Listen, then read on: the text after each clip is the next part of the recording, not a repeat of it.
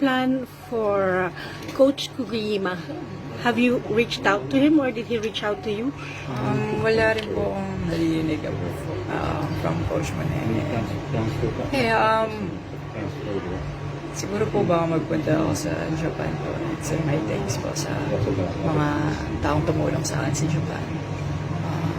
Sa lahat ng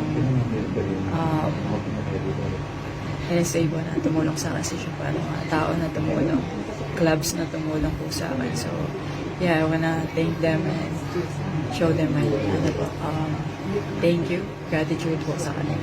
What's your message for Coach Kugiyima? Sobrang nagpapasalamat po ako sa kanya. Hindi rin naman po ako makakarating sa ganitong level kung hindi dahil sa coach ko na yan.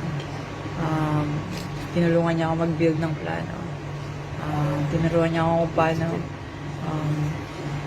mag-training also.